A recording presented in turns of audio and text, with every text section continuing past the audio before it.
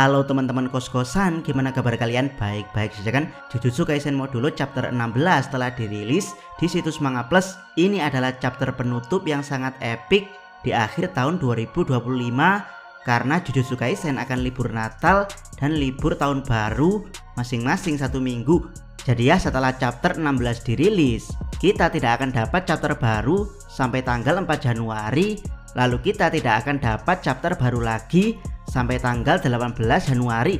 Jadi ya, seberapa epic chapter penutup JJK Modulo di tahun 2025.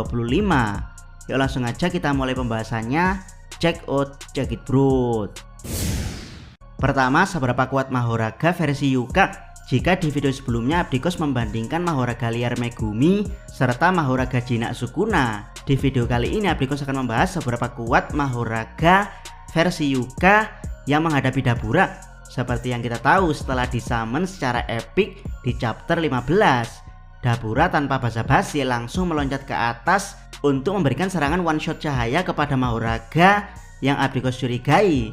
Cahaya tersebut telah dimodifikasi Dabura dengan teknik optik yang oleh GG Akutami masih ditulis sebagai black box misterius.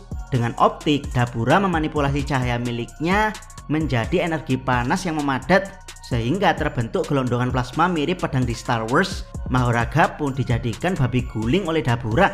Dia ditusuk dari segala sisi dalam posisi yang masih melayang.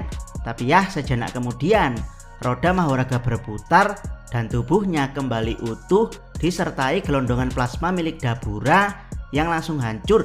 Dari sinilah Dabura mulai merinding dengan kekuatan Mahoraga. Sekali lagi dia menggunakan teknik cahaya miliknya yang telah dimanipulasi dengan teknik optik. Cahaya besar muncul layaknya laser membuat tubuh Mahoraga robek separuh. Tapi ya, sepertinya Mahoraga menganggap serangan ini lebih lemah daripada serangan babi guling sebelumnya. Dengan singkat, Mahoraga mengadaptasi lalu meregenerasi tubuhnya, bahkan menangkis puing raksasa yang dilempar Dabura kepadanya. Keduanya kemudian bertatap muka dengan tenang di antara puing-puing yang berjatuhan.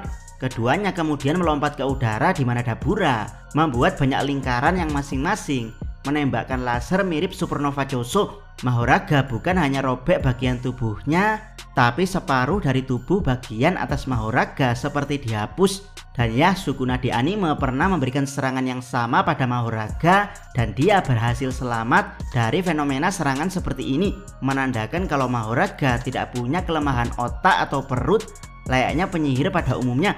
Dabura semakin depresi. Kali ini dia mendekati Mahoraga yang baru saja kembali utuh setelah menyelesaikan adaptasi untuk kesekian kalinya. Dabura menggunakan serangan yang mirip Cliff Sukuna dari jarak dekat.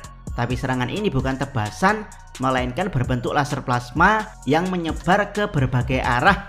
Saking besarnya jangkauan serangan Dabura, beberapa blok gedung bertingkat sampai runtuh. Tapi ya, karena dari tadi serangan Dabura tidak jauh berbeda alias masih berkutat dari fenomena cahaya, maka Mahoraga kembali dengan cengengesan di hadapan Dabura.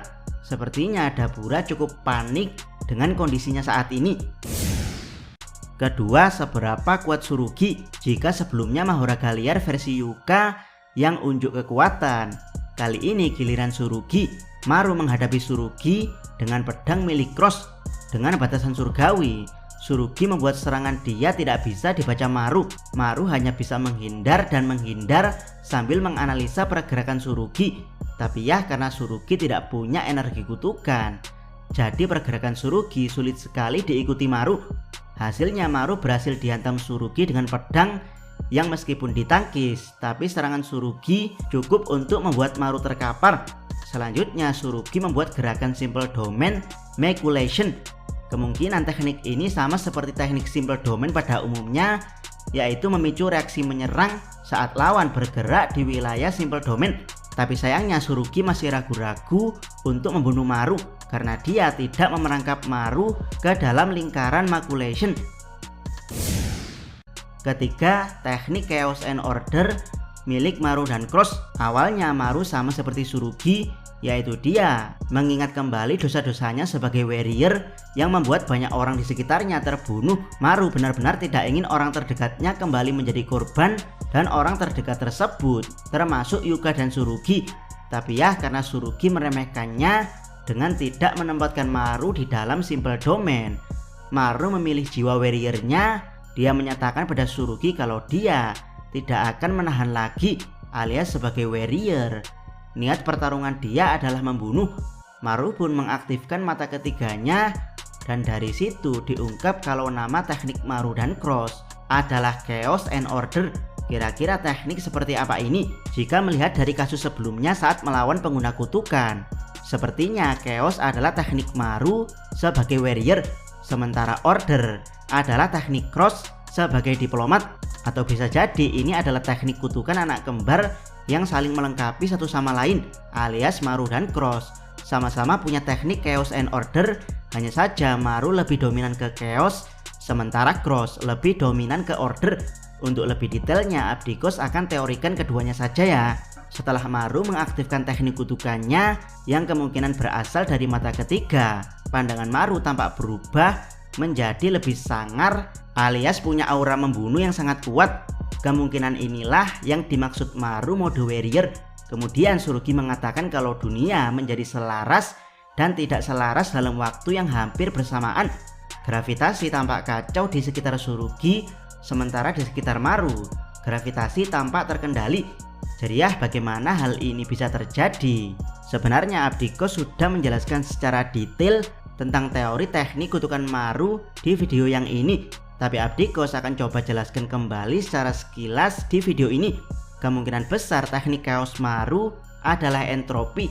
Entropi sendiri adalah kekacauan dari bentuk energi, atau lebih simpel sebut saja entropi, kekacauan alias chaos.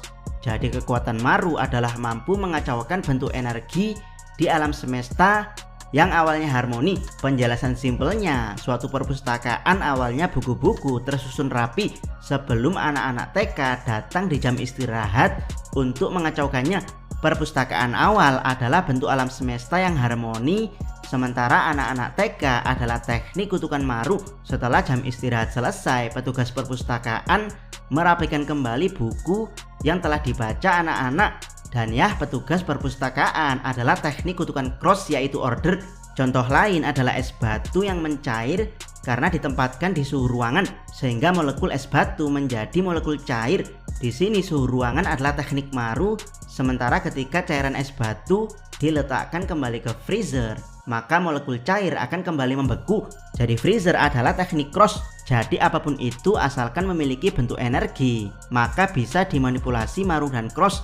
Dan gilanya, hampir semua benda di bumi terpengaruh bentuk energi tidak kasat mata yang disebut energi potensial gravitasi. Jadi ya, Maru dan Cross bisa mengacaukan dan menata energi potensial gravitasi ini, sehingga Maru dan Cross bisa membuat benda tiba-tiba terbang dan tiba-tiba terjatuh dalam sekejap. Jika teman-teman tidak percaya bahwa Maru dan Cross saling berbagi teknik kutukan, teman-teman bisa lihat mata original Maru dan Cross secara official color. Maru punya original mata berwarna hijau, sementara Cross punya mata original berwarna merah. Tapi ya, saat melawan Tsurugi, mata Maru ditampakkan berwarna merah.